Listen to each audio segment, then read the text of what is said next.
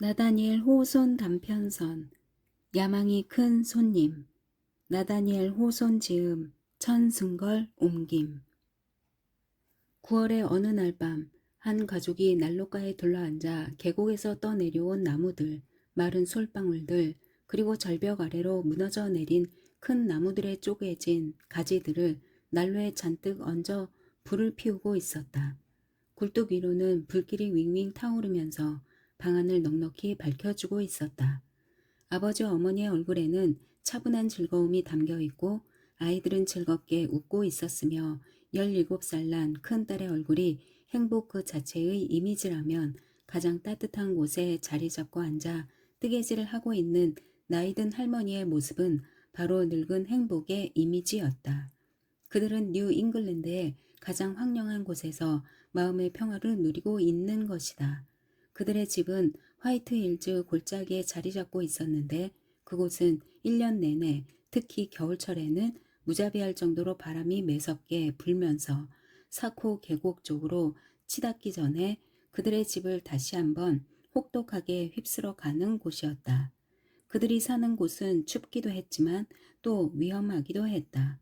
왜냐하면 집 바로 위로는 산이 아주 가파르게 치솟아 있어서 이따금 바위들이 집 옆으로 굴러내려 한밤중에 그들을 놀라게 하기도 하기 때문이었다.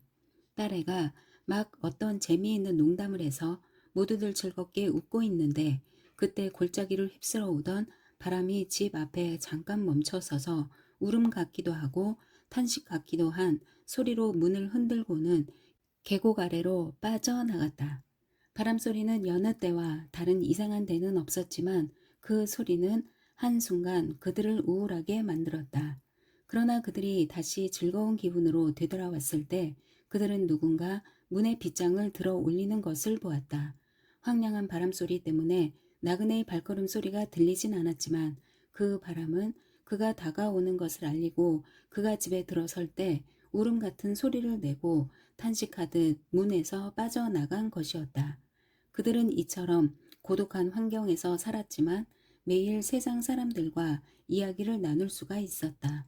화이트힐즈 골짜기의 낭만적인 산길은 한쪽으로 메인주와 다른 한쪽으로는 그린 산맥과 세인트 로렌스 해안 사이를 이으며 내부 교역의 혈류를 계속 활발히 유지시켜주는 대동맥 같은 통로였다. 그래서 그 집 앞에는 항상 승합 마차가 멈추어 섰고 지팡이 외에 아무 동행자도 없는 나그네는 산의 협곡을 통과하거나 계곡의 첫 집에 이르기 전에 고독감에 완전히 압도되지 않기 위해서라도 이곳에 잠시 머물며 이야기를 나누곤 했다.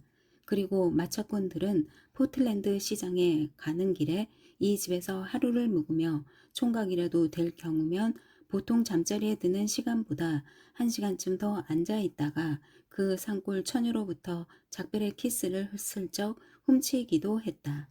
그러니까 이 집은 나그네가 식비와 숙박비만 지불하고 감매김을 할 수 없는 가정적인 따뜻한 친절까지 제공받는 아주 옛날식의 주막이었다. 그래서 바깥문과 안쪽문 사이에서 발걸음 소리가 들렸을 때 할머니와 아이들까지 온 가족이 마치 그들의 친척이나 그들과 운명을 같이 할 사람을 맞으려는 듯이 자리에서 일어섰다. 문을 열고 들어서는 나그네는 한 젊은이였다. 처음 그의 얼굴은 해질녘에 혼자서 거칠고 황량한 길을 걸어온 사람의 우울하고 의기소침한 표정을 담고 있었으나 따뜻하게 맞아주는 그들의 환대에 금방 환하게 밝아졌다. 그는 앞치마로 의자를 닦는 할머니로부터 그에게 팔을 내뻗는 어린아이에 이르기까지 그들 모두의 환대를 맞이하기 위해서 그의 가슴이 뛰쳐나오려는 것을 느꼈다. 한 번의 눈길과 미소를 주고 받음으로써 그 나그네는 큰딸과 곧 순수하게 친한 사이가 될 수 있었다. 야, 이 불 정말 근사하네요. 더구나 주위에 이처럼 즐겁게 늘 둘러앉아 있으니 말이죠. 젊은이가 큰 소리로 말했다. 이 골짜기가 거대한 한 쌍의 풀무통 같아서 정말이지 완전히 마비가 됐거든요. 발레트에서부터 매서운 바람을 줄곧 얼굴 정면에 받으면서 왔죠. 그렇다면 버몬드 쪽으로 가시는 거요? 젊은이가 어깨에서 가벼운 등가방을 내리는 것을 거들어주며 이 집의 주인이 말했다. 네, 벌링턴으로 해서 훨씬 더 멀리 갑니다. 젊은이가 대답했다. 사실 오늘 밤 이산 크로보드까진 가려고 했지만 걸어가다 보면 이런 험한 길에서는 좀 지체되기도 하죠. 하지만 전혀 문제될 게 없습니다. 이 훈훈한 불과 여러분들의 즐거운 얼굴을 보니까 마치 여러분들이 저를 위해서 일부러 불을 피우고 제가 도착하기를 기다리신 것처럼 생각이 드는군요. 그러니 오늘 밤은 저도 여러분 틈에 이렇게 앉아서 마치 집에 온 것처럼 편한 마음이 되고 싶습니다. 그렇게 말하면서 그 구김살 없는 젊은이가 불 가까이 의자를 끌어당기는 순간 무거운 발걸음 같은 소리가 밖에서 들리더니 가파른 산자락을 따라서 길고 빠른 걸음걸이로 우르르 내달아 집을 훌쩍 건너뛰고는 반대편 절벽에 부딪히는 것 같았다. 가족들은 그 소리가 무슨 소린지 알기 때문에 숨을 죽였고 손님은 본능적으로 또한 숨을 죽였다. 저 산이 우리가 자기의 존재를 잃어버릴까봐 우리한테 돌을 던지는 거라오. 주인이 기분을 되찾으며 말했다. 때때로 머리를 끄덕거리면서 내려오겠다고 위협하기도 하지요. 그래도 우린 이제 아주 오랜 이웃이 되어서 대체로 서로 잘 지내는 편이죠. 게다가 굳이 꼭 내려오겠다고 할 경우에 대비해서 가까운 곳에 안전한 대피소를 마련해 놓고 있으니 걱정할 것 없어요. 이제 그 나그네가 곰고기로 저녁 식사를 마치고 본래의 쾌활한 태도로 가족 모두와 아주 친한 사이가 되어서 마치 자신도 산골 사람인 것처럼 허물없이 이야기하는 모습을 상상해 보자. 그는 자부심이 강하면서도 부드러운 마음을 가진 젊은이여서 부자나 권세 있는 사람들 앞에서는 거만하고 말도 잘 안 하는 것처럼 보이지만 낮은 오두막집 문 앞에서는 기꺼이 머리를 숙이고 가난한 사람들의 난럭가에서는 형제나 자식처럼 친하게 어울려 이야기할 사람이었다. 그는 이 화이트힐즈 골짜기의 가정에서 따뜻하고 소박한 감정과 뉴 잉글랜드 사람들 특유의 지성, 그리고 기암괴석의 산봉우리들과 협곡에서, 그리고 위험하면서도 낭만적인 바로 그들의 집 문지방에서 그들이 거의 무의식적으로 거두어 모은 그 토양에서 자라난 한편의 시를 느낄 수 있었다. 그는 지금까지 멀리 혼자서 여행을 해왔다. 그의 모든 삶은 사실 혼자만의 고독한 여정인 셈이었다. 왜냐하면 고아하고 신중한 성격 때문에 그는 그렇지 않았으면 자기의 친구가 될 수 있었을 사람들로부터 자신을 고립시켜 왔기 때문이었다. 이 가족들 역시 그처럼 친절하긴 하지만 모든 가정의 울타리 안에 낯선 사람이 침입할 수 없는 성스러운 장소를 유지해야 할 그들만의 어떤 일체감과 세상 사람들로부터의 고립의식을 가지고 있었다. 그러나 이날 밤 어떤 예언적인 동료감이 그 세련되고 지적인 젊은이로 하여금 소박한 산골 사람들 앞에서 그의 마음을 다 털어놓도록 만들었고, 또한 그들로 하여금 마찬가지의 허심탄회한 믿음으로 젊은이의 이야기에 응하도록 만들었다. 그리고 그것은 그래야만 했을 것이다. 같은 운명을 공유한 사람들 사이에 유대가 단순한 혈육의 그것보다 더 강한 것이 아니겠는가? 그 젊은이의 성격의 비밀은 높고 추상적인 야망에 있었다. 그는 남의 눈에 띄지 않는 삶을 살아가는 것은 참을 수 있었지만 무덤 속에서 잊혀지고 말 삶은 참을 수가 없었다. 간절한 욕구는 희망으로 변하고 오래 간직해온 그 희망은 하나의 확신, 즉 그가 지금 이처럼 눈에 띄지 않게 여행을 하고 있지만 그의 모든 여로에 비록 그가 걷고 있는 동안에는 아니라 하더라도 결국 영광의 빛이 환히 비치리라는 확신으로 바뀐 것이었다. 즉 후세 사람들이 과거의 어둠을 되돌아보게 될 때 그들은 하찮은 영광들이 사라져 갈 때 더욱 빛나는 자신의 밝은 발자취를 추적해서 결국 한 재능 있는 인간이 아무도 그를 알아봐 주는 일 없이 요람에서 무덤까지의 자신의 여로를 마치고 갔음을 밝혀주게 될 것이라고. 하지만 젊은이는 외치듯 말했다. 그의 뺨은 달아오르고 눈은 열정적으로 빛나고 있었다. 하지만 전 아직 아무것도 한 일이 없습니다. 만일 내일 제가 이 세상에서 사라진다면 여러분만큼 저에 대해서 아는 사람도 없을 겁니다. 한 이름 모를 청년이 해질녘에 사코 계곡에서 나타나서 저녁에 여러분에게 그의 마음을 다 열어 보이고 다음날 해 뜰 무렵 화이트힐즈 골짜기를 지나 사라져 갔다는 정도죠. 그 젊은이가 누구였지? 그 방랑자가 어디로 갔지? 그런 말을 묻는 사람은 아무도 없겠지요. 하지만 저는 제 운명을 이룰 때까지는 죽을 수가 없습니다. 제 운명을 이룬 후엔 죽어도 좋습니다. 제 자신의 기념비를 세운 것이 될 테니까요. 그들 사이엔 추상적인 몽상에서 흘러나오는 듯한 감정의 자연스러운 흐름이 계속되고 있었다. 바로 그 흐름이 비록 그들 자신의 감정과는 아주 다르지만 그들로 하여금 이 젊은이의 감정을 이해할 수 있게 해준 것이었다. 젊은이는 곧 쑥스러움을 느끼며 자신도 모르게 드러낸 그 열정의 얼굴이 붉어졌다. 절 비웃으시겠죠? 그는 큰딸의 손을 잡고 자신도 웃으며 말했다.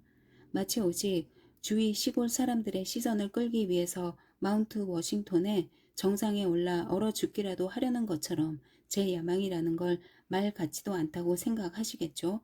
하지만 사실 그런 것도 사람의 조상을 그 위에 세울 초석으로 그럴듯한 것이지요.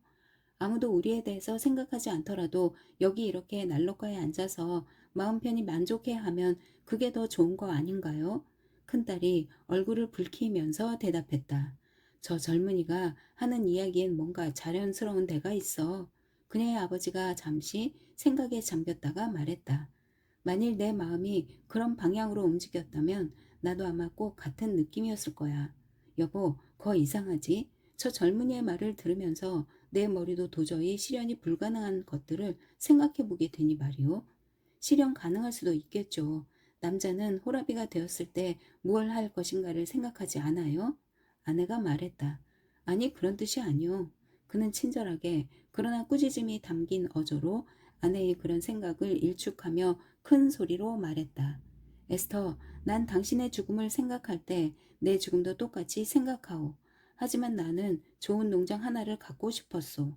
바틀렛이나 베스레헴이나 리틀턴이나 아니면 화이트 마운틴스 주변의 어느 마을에라도 그 산이 우리 머리 위로 굴러 떨어질 수 있는 곳만 아니면 난 또 이웃 사람들과 사이좋게 지내면서 존칭을 받고도 싶고 한두 임기쯤 주의원이 되기도 싶었지. 왜냐하면 솔직하고 정직한 사람이면 주의회에서도 입법관으로서의 일을 잘 해낼 수 있을 테니까. 그러고 나서 내가 아주 늙게 되고 서로 오래 떨어져 있지 않도록 당신도 늙게 될 때 당신이 내 곁에서 울고 있는 가운데 자리에 누워 행복하게 죽기를 바랐었소. 대리석이 됐던 석관이 됐든 묘비에 내 이름과 나이, 찬송가 한 구절, 그리고 내가 정직하게 살다가 믿음을 가지고 죽었다는 사실을 사람들에게 알릴 수 있는 그런 글귀만 새겨넣게 되면 되는 것 아닌가 그렇게 생각했었지. 그거 보십시오. 젊은이가 소리쳤다. 석판이 됐건 대리석이 됐건 화강암 기둥이 됐건 사람들의 마음속에 영광스러운 기억이 됐건 어떤 기념비 같은 것을 바라는 것이 인간의 본성이죠. 오늘 밤은 좀 이상하네요. 아내가 눈물을 글썽이며 말했다. 사람의 마음이 이처럼 떠돌면 그건 무슨 징조라고들 그러잖아요. 저희들 이야기한 것 좀 들어보세요. 그들은 아이들 있는 쪽으로 귀를 기울였다. 어린 아이들은 딴방의 잠자리에 이미 들었는데 샘문이 열려 있어서 그들이 부지런히 뭐라고들 서로 이야기하는 소리가 들렸다. 그들은 모두 난로가 분위기에 영향을 받은 듯 자기들이 어른이 되면 무엇을 할 것인가에 대해서 어린애다운 계획이나 허황된 희망을 서로 다투어 이야기하고 있는 것이었다. 드디어 막내 아이가 형이나 누나에게 말하는 대신 엄마에게 큰 소리로 외쳤다.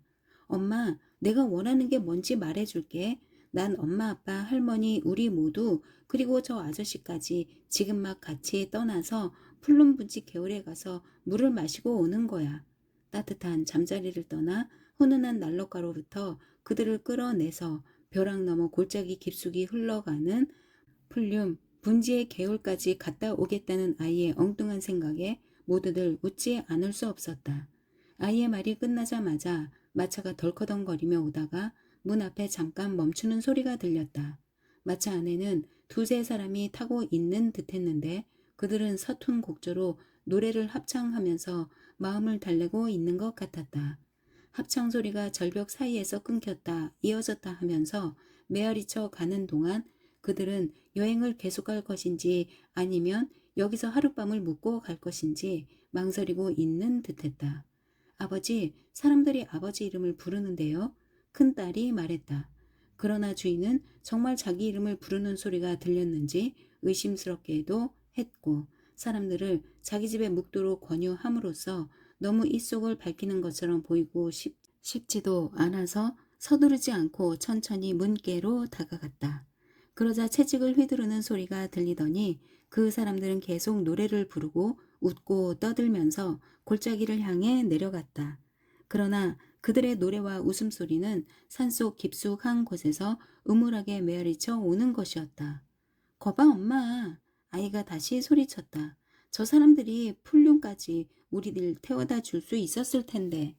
그 밤낮들이에 대한 아이의 집념에 그들은 다시 한번 웃었다. 그러나 딸의 마음 위로는 옅은 구름이 흘러가는 듯 싶었다.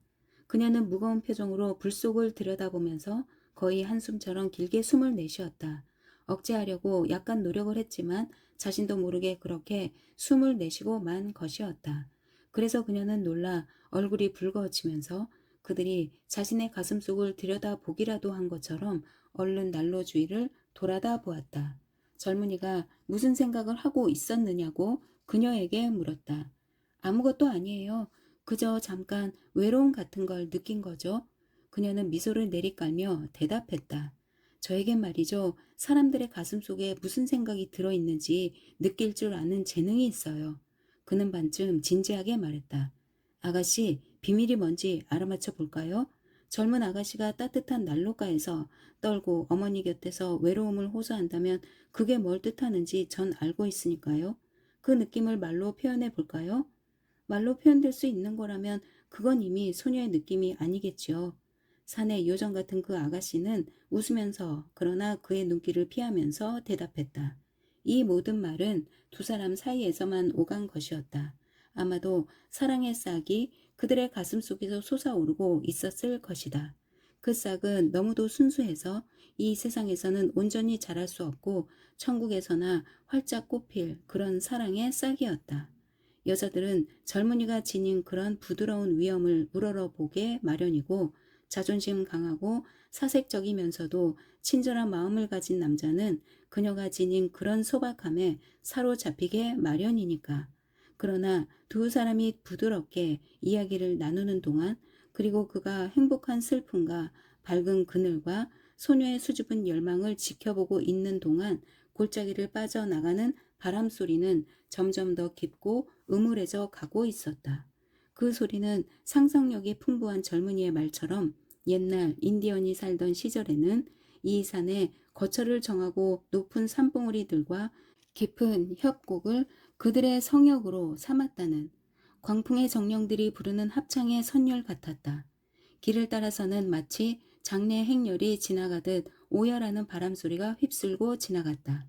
그 음울함을 쫓아버리려고 가족들은 불 위에 소나무 가지들을 더 많이 얹었고 마른 솔잎들이 톡톡 소리를 내며 불길이 환히 피어오르자 그들은 다시 한번 평화로움과 조촐한 행복감을 되찾을 수 있었다.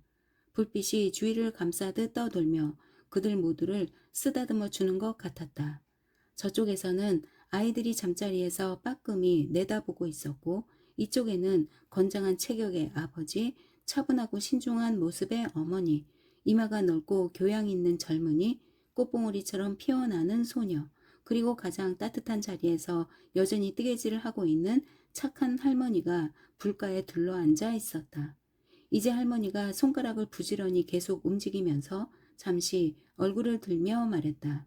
늙은 사람들도 젊은 사람들처럼 다 그들 나름의 생각이 있는 거란다.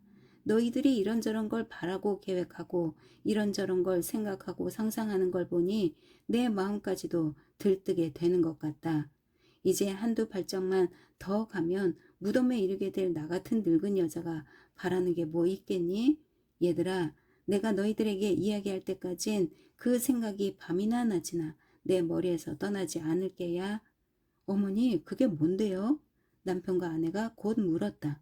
그러자 할머니는 그들을 난로가로 더 가까이 다가오게 만드는 알 수 없는 표정을 짓더니 사실은 여러 해 전에 자신의 수의를 준비해 놓았노라고 좋은 아마천 수의에 무명 주름깃을 단 모자에 결혼식 후 그녀가 입은 어떤 옷보다도 더 좋은 재료로 모든 걸 다 갖추어 놓았노라고 그들에게 일러 주었다. 그러나 이날 밤 오랜 미신이 이상하게도 그녀의 머리에 자꾸 떠올랐다.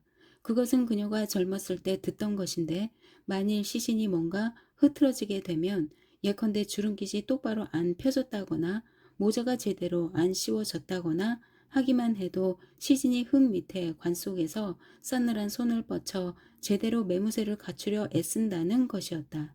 그 생각만으로도 그녀는 신경이 곤두서는 것 같았다. 그런 말씀 하지 마세요, 할머니. 딸애가 그렇게 말하며 몸을 떨었다. 이제 너희들 중에 누구라도 말이다. 할머니는 이상할 정도로 진지한 태도로 그러면서도 자신의 어리석은 행동에 야릇한 미소를 띄우며 말을 계속했다. 내가 수의를 다 차려입고 관 속에 누워있을 때 내 얼굴 위로 거울을 들고 비춰주기 바란다. 내 자신의 모습을 살펴보고 모든 게 잘 됐는지 확인해 보려고 할지 누가 아니?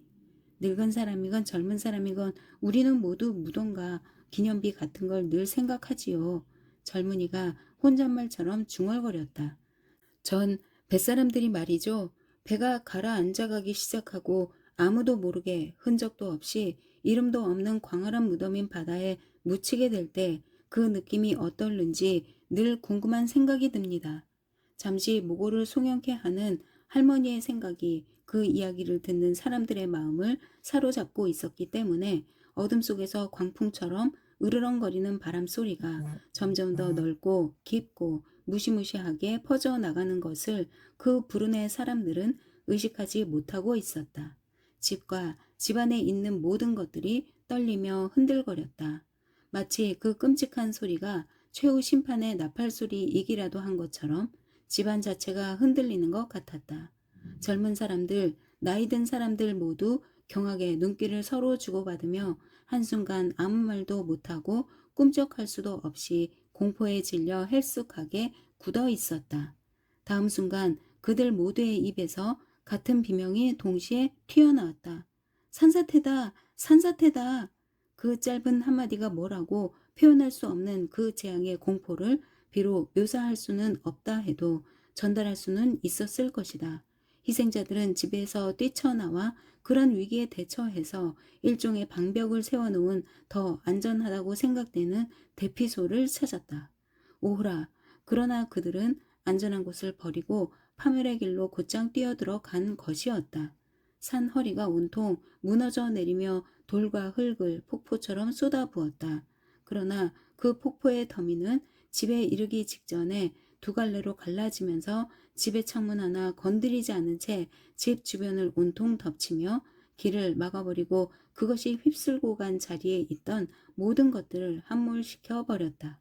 그 무시무시한 산사태의 천둥 소리가 그치고 그 소리가 산 골짜기 골짜기로 메아리쳐 가기 오래전에 죽음의 고통은 이미 끝나고 희생자들은 이제 평온한 상태에 있었다. 그들의 시신은 영원히 발견되지 않았다.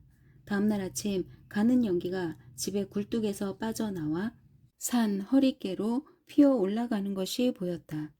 집안의 난로에서는 아직도 불씨가 남아 연기를 내며 타고 있었고 난로가루는 의자가 빙 둘러 있어서 마치 집안에 있던 사람들이 산사태의 참상을 살펴보려고 잠깐 나갔다가 그들이 기적같이 화를 면한 것에 하나님께 감사드리며 곧 다시 돌아올 것처럼 보이는 것이었다.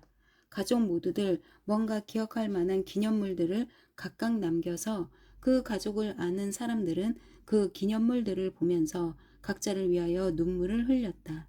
그들의 이름을 들어보지 못한 사람이 어디 있는가? 그 이야기는 멀리 그리고 넓게 퍼져나가서 이제 이 산의 전설로 영원히 남게 될 것이다. 시인들도 그들의 운명을 노래해 오고 있다. 어떤 사람들은 그 끔찍한 날 밤 한 나그네가 그 집에 묵었다가 가족들과 함께 재앙을 당했다고 추정할 만한 정황 근거가 있다고 생각하기도 했다.